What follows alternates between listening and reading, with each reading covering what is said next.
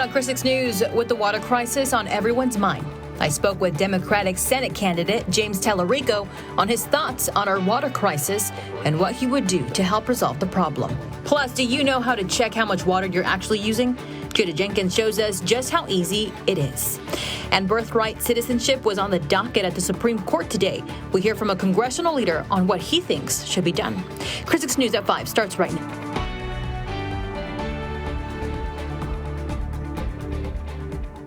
Thank you for joining us. I'm Clara Benitez Cortez. Earlier today, I spoke with Democratic Senate candidate James Tallarico regarding the dire water situation Corpus Christi residents are facing.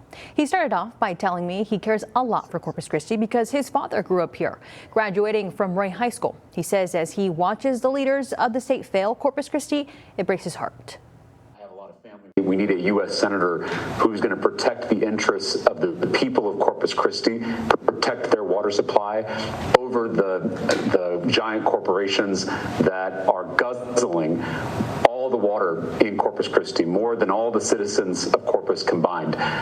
And so we need leaders who are going to hold those giant corporations accountable, make them pay their fair share for their water, and not put all the burden on the people of Corpus. I did reach out to Senator John Cornyn and Ken Paxton to speak to me about the water situation in Corpus Christi as well. I did not hear back. Now, to hear the full interview with Tallarico, head over to our website, christv.com, or our YouTube page. Well, speaking of water, let's go to Chief Meteorologist Stephanie Lobert, who has been tracking some potential for rain this weekend. Yes, and of course, it never comes at the right time. We have a holiday weekend. Folks are trying to do outdoor things. I mean, who has an Easter egg hunt inside? Yeah. We might have to do that inside this year, though, because we're looking at better rain in the forecast. However, the timing could be better. So let's talk about what's happening right now, because this is really the setup for this. Notice on the horizon here, we're showing you the view over SPID. A lot of that haziness, that's humidity, and it's also some of the dry dirt and dust kicked up by these very strong winds that are shaking the camera. So let's not make you seasick. Winds at the airport, south-southeast at 29 miles per hour. It's a warm, humid day with those temperatures in the upper 80s. Again, these winds are going to continue to be very blustery because of what's happening in central Texas. Storms headed that way, but when do we get our fair share? I'll break that down for you with a look at our forecast ahead. Hey everyone, I'm Leah Zora, an investigative reporter for Chris 6 News, back with another water question. This week, one of you guys asked, if the city charges people more for using extra water, how does that actually give us more water? Well, short answer, it doesn't. So surcharges don't create more water, they're designed to get people to use less of it. During a severe drought, the city sets usage limits, and if you go over that amount, you pay more. And the higher costs are basically to encourage people to cut back.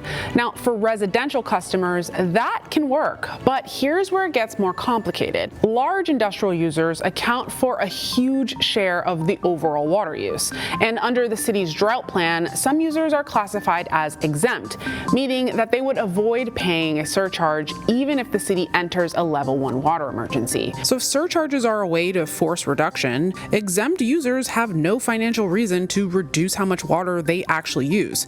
Now, city manager Peter Zanoni has said that the city has no way to simply shut off users who don't cut back, calling it essentially an honor system. Maybe it was my misunderstanding, but I thought the drought exemption surcharge or drought exemption fee was only through stage 3, did not include anything to do with stage 4, what we're calling water emergency now. Is that incorrect? But on Tuesday, when facing pushback from City Council, the city acknowledged that the state law does allow them to cut water individually to any of the 23 exempt users, if those users fail to reduce consumption. The drought surcharge exemption fee is applicable during level 1 water emergency. So were we misinformed or misled the entire time? I can't answer that. I know that personally, since I've been COO, even the last meeting or so, we've talked about that it is still applicable during level 1 water emergency. Many industrial operations say they cannot easily cut back water use without affecting production. They may pay a surcharge and keep operating or avoid it entirely if the exemption holds, which means overall water use may not drop as much as the city hopes it does. So the surcharges are just a tool, not a guarantee. It's less about creating more water and more about stretching what we have. Now, if you have questions about the drought or our water system, send them our way. I'm Leah Zora for Chris 6 News. If Corpus Christi enters a level 1 water emergency, residents may be asked to cut back on their water usage. And most people only see their water usage on their monthly bill, but officials say you can check it right outside your home. I'm your neighborhood news reporter Jada Jenkins with How. It starts here, in a place you might not think to look. Most meters in the newer homes are located near the street, like this one is. Stephen Lynn with Corpus Christi Water says this small device can tell you when water is running, even when you don't realize it. He recommends checking it once a month when your water bill comes in, because one day of leaking could equal an entire month's usage. Normally, every month you use 4,000 gallons of water. Next thing you know, you're using 10,000 gallons of water.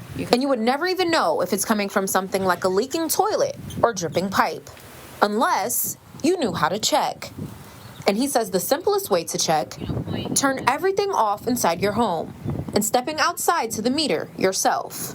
So with this meter, right now there is no water flowing through it, so there's no movement on the dial. And if you notice any activity, so there's water flowing through the meter right now, so the small triangle is turning. that means water is still flowing somewhere. If you have a leak, call the city to try to limit any water that's lost. With water restrictions possibly ahead, checking your water meter early could save you money and help conserve water across the city. For more information on our coverage of water, head over to our website at christv.com. In Corpus Christi, I'm your neighborhood news reporter, Jada Jenkins, Chris 6 News. Jada, thank you. The Supreme Court heard oral arguments over the constitutionality of President Donald Trump's executive order ending birthright citizenship this morning. President Trump became the first ever sitting president to attend oral arguments at the Supreme Court. The arguments over birthright citizenship stem back to the 14th Amendment, which was instituted following the Civil War to grant citizenship to African Americans and Native Americans. Earlier today, I asked Congressman Vicente Gonzalez what he thought of the case. It's been a constitutional right to, if you were born on American soil, you are a U.S. citizen. I personally believe we need to stick to those principles that this country was founded on, and we're going to see what the Supreme Court does. If the president's executive order is ruled constitutional, then a child will no longer be able to become a citizen by being born on American soil and would instead need their parents to be citizens. President Trump will give an address to the nation tonight at 8 o'clock. He is expected to discuss the ongoing war with Iran, which has now eclipsed 1 month in length. Repercussions from the sexual abuse allegations against the late civil rights icon Cesar Chavez continues. Observances that had been planned for yesterday, Cesar Chavez Day, were canceled across the country. Governor Greg Abbott has also ordered that Chavez's name be removed from public buildings and other locations. Earlier today, I spoke with Vicente Gonzalez, who says those streets and buildings should be renamed in honor of Dr. Hector P. Garcia. It's been a constitutional right to, if you were born on American soil, you are a U.S. citizen. I personally believe we need to stick to those principles that this country was founded on, and we're going to see what the Supreme Court does. Congressman Gonzalez says he has written to Governor Abbott and is speaking with state lawmakers to try and get this recognition for Dr. Garcia. If you're a homeowner in Nueces County, property reappraisals are being sent out today. What could this mean for you? If the value of your property has increased in the last year, you could be looking at an increase in property taxes. If it has decreased, this could affect the starting price of your home if you are looking to sell. Now, we spoke with the Nueces County official who says appraisal decisions aren't always final. So just to give you an idea, the first run is usually the largest. So we anticipate a lot of phone calls, a lot of people coming in to ask questions and so forth. There will be several opportunities to appeal your appraisal. You can do it in person or through mail. The last day to appeal the appraisal decision is May 15th. For more information, visit our website, christv.com. Be aware while traveling around Corpus Christi today, you might come across several streetlights that are out of order. As of this morning, a large amount of streetlights are either flashing or completely out of order. The city says they are aware of the problem, and the reason for the outages are under investigation. There is no clear timeline on when these streetlights will be back up. In the meantime, the city advises that you treat each streetlight as a stop sign. A popular restaurant at La Palmera Mall has closed their doors. I'll share what we know when we come back. You're watching Chris 6, part of the Scripps News Group. As of today, there's now one less dining option at La Palmera Mall as La Palenque Grill has closed their door. The grill had been open at La Palmera Mall for a couple of years now. As of now, it is unknown why the restaurant is closed. Well, we are waiting for some action from Mother Nature. When are we going to get some rain? I've got the details for you. No April Fools. We're expecting that rainfall. Here's how to plan. That's next.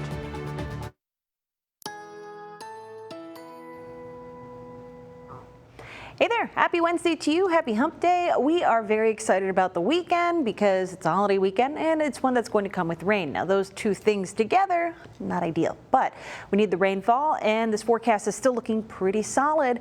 A view outside gives us some clues. We've got humidity sitting with this haze along the horizon. The shaky on the camera is what's helping to increase humidity. So a lot of things coming together to help solidify those rain chances.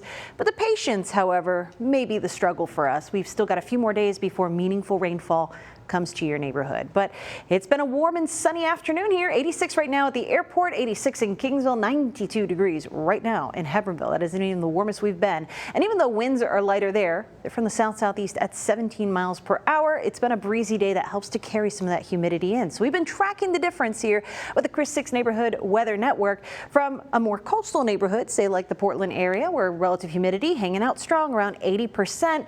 Taking things inland now to Live Oak County, and this is where we continue to watch an increase in the relative humidity inland. That wind is strong enough to carry the moisture from the Gulf, and that's what's helping humidity stay a bit higher, around 54%, say, is the average I'd take between those four numbers. So here's how the wind trend is going to evolve as we head through the next couple of hours. Still going to be breezy as we head into the overnight. Look at this. Past couple of nights, we've seen both of these lines steadily go down into the yellow and green categories. Winds a bit lighter during the overnight period. No such luck. Things that go bump in the night will do so this evening because those winds are going to stay pretty strong. So if you have anything in the backyard that you haven't hammered down yet, this might be the time to do so. I know it was trash day in my neighborhood today, and you might have to go play hide and go seek today. Do it now. If your trash days tomorrow, you might want to wait until the last minute to put those out. But all in all, the wind has been moving. It's ushered the clouds inland today within the sea breeze. Notice there's some other clouds going this way, though. Things are happening in the upper levels of the atmosphere, and it's not enough to bring rain here. There were a few chispas in our northern neighborhoods today around Refugio, around mid-morning. That's exciting. We may see that again tomorrow. Are we going to be as lucky as southeast Texas, where some of this flow toward that cold front is bringing actual rain? I don't think so, but the proximity of this front coming into central Texas will keep things very windy during the overnight. It's going to keep that air you can wear in place, just bringing all of this moist air over the coastal bend, and it may give us a few rain chances heading on into, again, just little chispas during the next 48 hours. But the actual rain chances we're looking for come this weekend, starting with a cold front moving through the early evening on Saturday. So our best chance of rainfall is going to be Saturday and Sunday, a little bit carrying over into Monday, but I can tell you Easter Sunday is looking to be the wettest day out of the next 7, so it might be a good idea to make a rainy day plan. I'll talk more about rainfall expectations in your neighborhood in just a few minutes. All right, Steph, thank you so much. Now, April is Autism Awareness Month, and to celebrate, there is an Autism Awareness Walk and Touch a Truck event happening in Robstown right now. That's where we're joined by Stephanie Molina. Well, Steph, what can you tell us about this event? Yes, Clara. Well, this is the 4th annual Autism Awareness Walk here, and they're also having the Touch Truck event, as you guys can see behind me. But I have a special person here with me. I have Miss Sandra Blanton. She is the Special Ed Director here for the district. Now, Ms. Blanton, could you tell me why are events like these important for our community here? Well, for the very reason that you can see. There's some excitement, there's some awareness. It makes the autism spectrum far more friendly and approachable, and it gives everybody a safe, sensory-friendly experience. Yeah, and so, we have like trucks here as well. We have different organizers participating as well. Can you just tell me why it's important to have like these type of touch a truck for children who are on the spectrum? Right, absolutely. Again, I go back to the sensory-friendly activity. There won't be any sirens or bells and whistles, and so everybody is free to touch and be inside the vehicles, and they're not scary and they're not loud.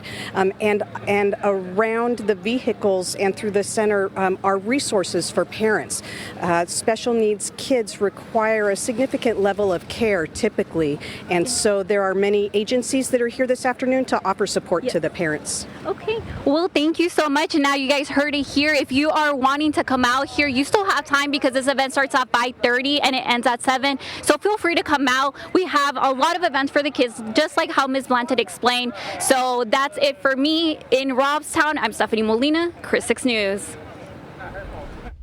I'm Melissa Trevino, your neighborhood news reporter in Alice, where Manuel Munoz is proving that an autism diagnosis doesn't define his potential, but increases it.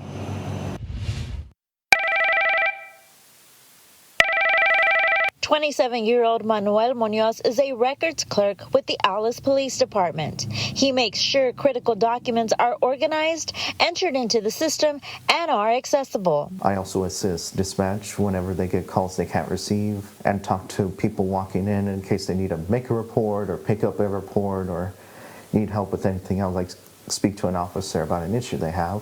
Munoz started with the department in 2022 as a dispatcher. He moved to records in 2023. Munoz says his time with the department has been fulfilling and astonishing. The fact that I've been here almost 4 years is something I'm most proud of. I feel like it's a misconception that people say autistic people can't maintain a job for very long. According to the U.S. Department of Education and Bureau of Labor Statistics, only about 21% of people with disabilities, including autism, are employed. Munoz tells me there have been challenges, but he's learned to navigate them. As someone with autism, I was always mostly a quiet person. Sometimes it's hard to talk, especially a little louder. Sometimes I speak a little quietly sometimes. He says keeping calm is essential in his job because we don't know the challenges others are facing. What message would you want others, especially employers, to hear about hiring individuals with autism? Give them a chance and they'll surprise you. They may have qualities that no one else might have, and they'll overcome the challenges they're facing and meet up to your expectations. As Autism Awareness Month continues, Munoz's story serves as a reminder that opportunities can be found for everyone, and understanding can open those doors. In Alice, I'm Melissa Trevino, your neighborhood news reporter, Press 6 News. It's almost time for liftoff of Artemis 2. I'll share the details of their mission when we come back. You're watching Chris 6, part of the Scripps News Group. For the first time since 1969, we're heading back to the moon. The mission will perform a lunar flyby around the moon and test the spacecraft's life support navigation and crew system in deep space. Eventually, the plan is to set up a lunar moon base before then launching missions to Mars. I want to go ahead and show you, this is a live look right now, and this is where Stephanie's home state is. Yes, this is Cape Canaveral, so if you're used to Florida being kind of shaped like an upside down L here, this is about halfway through the east coast of Florida, and as you can see, weather looks beautiful there. It is a breezy day there, which is normal for us, but not for them.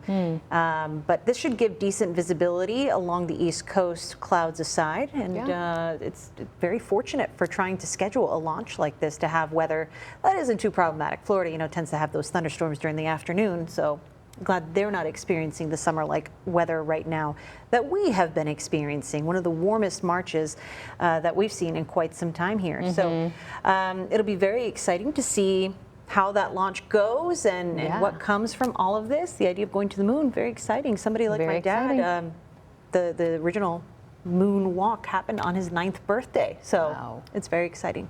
Very exciting. More exciting, I think, though, is some rainfall for us in the forecast. And I've been getting a lot of questions from our neighbors as to, all right, what do I do? We're trying to make some plans. Here's what you need to know. Unfortunately, the downside is that most of this rainfall is looking to come on Easter Sunday, and I know we have a lot of plans. But the good news, the forecast looks solid. We are definitely anticipating high confidence in getting a good drink of rain from all of this. And there may be a few chispas between here and there. Not a lot of rainfall expected until we get our cold front this weekend that looks to move through later on Saturday. So here's a look at our rainfall totals.